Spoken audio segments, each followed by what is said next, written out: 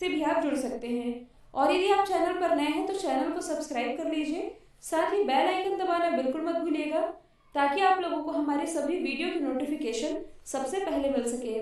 तो चलिए स्टार्ट करते हैं। हमारा पहला क्वेश्चन, हाल ही में प्रहलाद सिंह पटेल ने पर्यटक सुविधा केंद्र का उद्घाटन कहाँ किया है? तो देखिए, प्रहलाद सिंह पटेल जो कि प्रेजेंट टाइम में हमारे पर्यटन मंत्री हैं, इन्होंने इस पर्यटक सुविधा केंद्र का उद्घाटन किया है केरल से। और केरल में भी कहाँ? केरल के गुरुवायूर से। और ये जो पर्यटक सुविधा केंद्र है, इसमें लगभग 11.57 करोड़ रुपए की लागत आई है और इसे प्रसाद योजना के तहत बनाया गया है। प्रसाद योजना ये भी चर्चे में भी रही है। इस योजना को पर्यटन मंत्रालय के द्वारा 2014-15 में स्टार्ट किया गया था। प्रसाद योजना की फुल फॉर्म हिंदी में बनती है तीर्थ यात्रा, कायाकल्प और आध्यात्मिक विरासत संवर्धन अभियान। और ये जो अभियान है, ये बेसिक स्ट्रक्चर के डेवलपमेंट के लिए, जैसे कि रेल, सड़क, जल परिवहन, पीने का पानी और जैसे कि वेटिंग रूम या आप कह सकते हैं प्रतीक्षालय, इंटरनेट कनेक्टिविटी, इन सभी को ध्यान में रखते हुए स्टार्ट की गई है। और इसी पर्यटक सुविधा केंद्र का उद्घाटन किया गया है केरल के गुरुवायूर से। अच्छा, प्रहलाद सिंह पटेल, इनकी कॉन्स्टिट्यूंसी क्या है? तो ये है दमोह, मध्य प्रदेश। अब हम जान लेते हैं केरल के बारे में। आप मैप में देख सकते हैं केरल की लोकेशन। इसकी राजधानी है तिरुअनंतपुरम।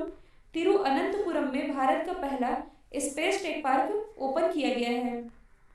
मुख्यमंत्री तो ये हैं पिनरई विजयन, राज्यपाल तो ये हैं Arif Mohammad Khan. Important national park की यदि बात की जाए तो पेरियार नेशनल पार्क और साइलेंट वैली नेशनल पार्क, ये दोनों ही स्थित हैं केरल में। और यदि आप करंट से रिलेट करेंगे तो सब्जियों का न्यूनतम मूल्य निर्धारित करने वाला भारत का पहला राज्य ये केरल ही है। इसके अलावा भारत का पहला डिजिटल शिक्षा वाला राज्य ये भी केरल ही बन गया है। तो ये दोनों ही आप याद रखेंगे। हाल ही में किसने अमेरिकी चुनाव के इतिहास में सबसे ज्यादा वोट हासिल करने का रिकॉर्ड अपने नाम कर लिया है? तो ये रिकॉर्ड अपने नाम किया है जो बाइडेन ने। देखिए, अमेरिकी इतिहास में जो बाइडेन राष्ट्रपति पद के पहले ऐसे उम्मीदवार बन गए हैं जिन्हें अब तक के इतिहास में सबसे ज्यादा वोट मिले हैं। ध्यान दीजिए, यह राष्ट्रपति पद के उम्मीदवार की बात की जा रही है। तो इन्हें अब तक के इतिहास में सबसे ज्यादा वोट मिले हैं और इन्होंने पूर्व प्रेसिडेंट बराक ओबामा का रिकॉर्ड भी तोड़ दिया है। और वहाँ की मीडिया के अनुसार जो बाइडेन को अब तक 72,49,341 वोट मिले हैं, जो कि किसी भी राष्ट्रपति उम्मीदवार को मिलने वाला सबसे अधिक वोट है।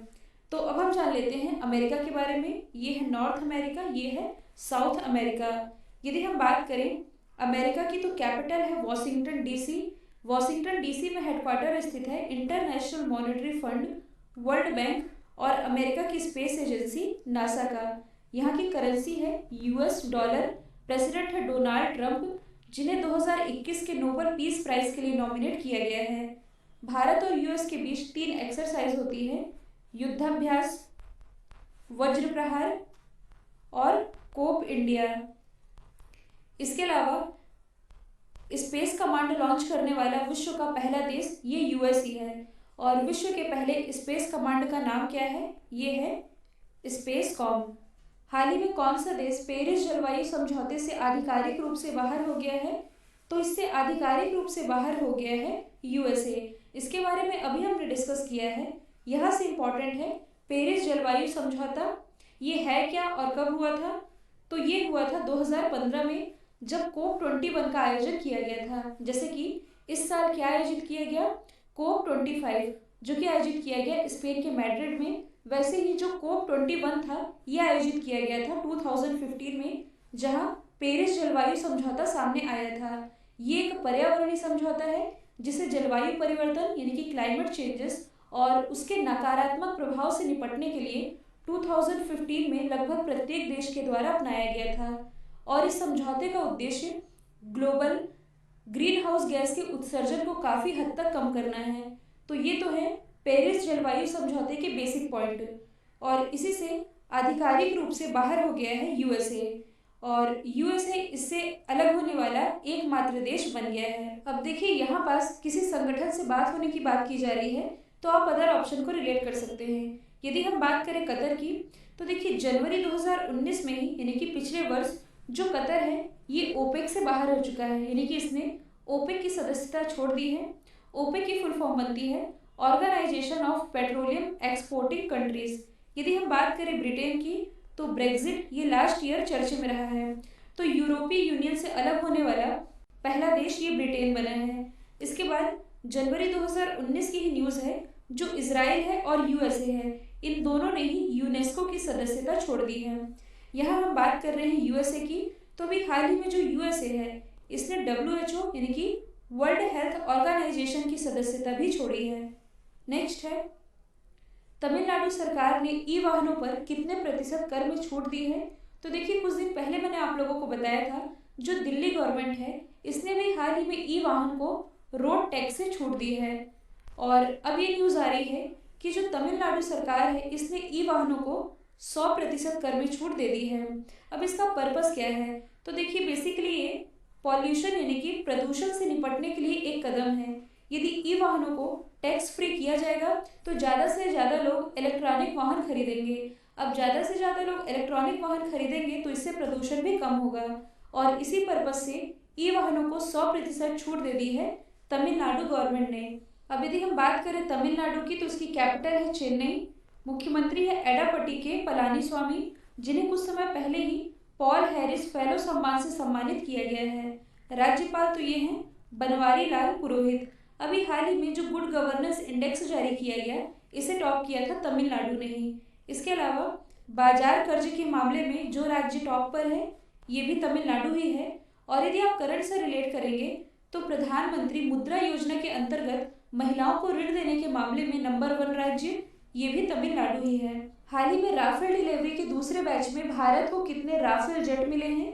तो देखिए फर्स्ट टाइम जब इंडिया में राफेल विमान की डिलीवरी हुई थी तब कुल 5 राफेल विमान भारत आए थे, जिन्हें हरियाणा के अंबाला एयरबेस में उतारा गया था। और अब जो ये दूसरा बैच है इस दूसरे बैच में 3 राफेल विमान भारत आए हैं, जिन्हें गुजरात के जामनगर एयरबेस में उतारा गया है। तो अब यदि कहा जाए तो भारत में राफेल फाइटर जेट ये कितने हो गए हैं, कुल 8 हो गए हैं। और ये जो राफेल विमान है ये भारत और किस देश के बीच समझौता है, तो ये है भारत और फ्रांस के बीच का समझौता। मतलब कि राफेल की पूर्ति भारत को कौन सा देश कर रहा है, फ्रांस कर रहा है। तो आप मैप में देख सकते हैं फ्रांस की लोकेशन ये स्थित है यूरोप महाद्वीप में। इसकी कैपिटल क्या है, तो ये है पेरिस। पेरिस ये बसा हुआ है सीन नदी के किनारे। यहाँ के प्रेसिडेंट है इमैनुअल मैक्रोन, और अभी हाल ही में फ्रांस के नए प्राइम मिनिस्टर बनाए गए हैं, इनका नाम है जेन कॉस्टेक्स। इसके अलावा भारत और फ्रांस के बीच 3 एक्सरसाइज होती हैं, एक तो है वरुण, दूसरी है गरुड़ और तीसरी है शक्ति। देखिए जो शक्ति है ये भारत और फ्रांस के बीच मिलिट्री यानी कि सैन्य एक्सरसाइज है। गरुड़ तो ये एक एयरफोर्स एक्सरसाइज है, जबकि वरुण तो ये नेवल एक्सरसाइज है। तो ये तीनों ही आप याद रख सकते हैं। इसके अलावा फ्रांस ये है ब्रिटेन, इन दोनों के ही बीच में एक स्ट्रेट है जिसका नाम है डोवर स्ट्रेट। हाल ही में जनरल ऑफ नेपाल आर्मी के मानद पद से किसे सम्मानित किया गया है, तो ये भी हाल ही में सम्मानित किए गए हैं हमारे थल सेना प्रमुख मनोज मुकुंद नरवणे। ये भी हाल ही में 3 दिवसीय नेपाल दौरे पर थे, जहां इन्हें इस मानद पद जनरल ऑफ नेपाल आर्मी से सम्मानित किया गया। तो आप एशिया मैप में देख सकते हैं नेपाल की लोकेशन, इसकी कैपिटल है काठमांडू, और काठमांडू में हेडक्वार्टर स्थित है सार्क का। यहाँ के प्रेसिडेंट कौन है, तो ये हैं विद्या देवी भंडारी। प्राइम मिनिस्टर तो ये हैं KP शर्मा ओली। भारत और नेपाल के बीच एक एक्सरसाइज होती है जिसका नाम है सूर्य किरण। और यदि आप करंट से रिलेट करेंगे तो हाल ही में महात्मा गांधी जी की जब 151वीं जयंती मनाई गई 2 अक्टूबर 2020 में, तब अपने देश भारत के द्वारा नेपाल को 41 एम्बुलेंस और 6 स्कूल बसेस दान की गई थी। अब यहाँ बात की जा रही है ऑनर की। तो देखिए जो नरेंद्र मोदी जी हैं इन्हें तो कई देशों के द्वारा उनके हाईएस्ट सिविलियन ऑनर से नवाजा जा चुका है। और यदि आप करंट का रिलेट करेंगे तो हाल ही में इन्हें चिकित्सा के लिए IG नोबेल पुरस्कार से सम्मानित किया गया है। यदि हम बात करें उपराष्ट्रपति M वेंकैया नायडू जी की, तो हाल ही में जब ये कोमोरोस की यात्रा पर गए थे, कोमोरोस जो कि एक कंट्री है, तब इन्हें कोमोरोस के highest civilian honour Order of Green Crescent से सम्मानित किया गया। जबकि जो प्रेसिडेंट है रामनाथ कोविंद जी, लास्ट ईयर जब ये क्रोएशिया की यात्रा पर गए थे तब इन्हें क्रोएशिया के highest civilian honour Grand Order of Tomislav से सम्मानित किया जा चुका है। नेक्स्ट है, हाल ही में जुगलबंदी द बीजेपी बिफोर मोदी, ये किताब किसके द्वारा लिखी गई है?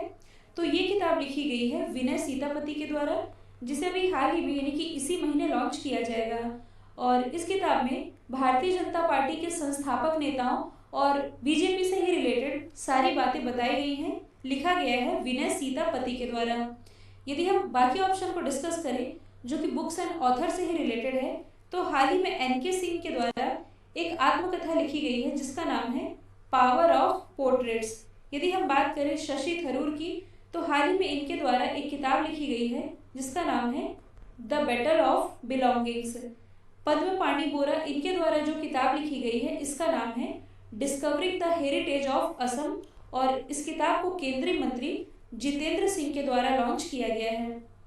किस राज्य की विधानसभा में निजी क्षेत्र यानी कि प्राइवेट सेक्टर में स्थायी युवाओं के लिए 75% आरक्षण संबंधी विधेयक पारित हुआ है? तो ये विधेयक अभी हाल ही में पारित हुआ है हरियाणा में। मतलब कि इस विधेयक के अंतर्गत अब प्राइवेट सेक्टर में जो स्थायी युवा है उन्हें 75% का रिजर्वेशन देगी हरियाणा गवर्नमेंट। तो सबसे पहले आप मैप में देख सकते हैं हरियाणा की लोकेशन, इसकी कैपिटल है चंडीगढ़, जो कि भारत का पहला कैरोशीन मुक्त शहर है। यहाँ के मुख्यमंत्री कौन है? तो ये है मनोहर लाल खट्टर। राज्यपाल तो ये हैं सत्यदेव नारायण आर्य। इसके अलावा इंपॉर्टेंट नेशनल पार्क की यदि बात की जाए तो कलेश्वर नेशनल पार्क और सुल्तानपुर नेशनल पार्क, ये दोनों स्थित है हरियाणा में। हरियाणा गवर्नमेंट ने कुछ समय पहले ही ग्रीनरी यानी कि हरियाली को बढ़ावा देने के लिए पौधागिरी अभियान शुरू किया था। इसके अलावा यदि आप करंट से रिलेट करेंगे तो हाल ही में जो एनीमिया मुक्त भारत सूचकांक यानी कि एनीमिया इंडेक्स जारी किया गया, इसे टॉप किया है हरियाणा ने।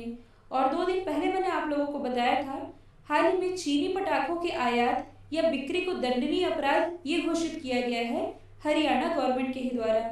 नेक्स्ट है, हाल ही में कौन सी टीम 6वीं बार आईपीएल के फाइनल में पहुंची है?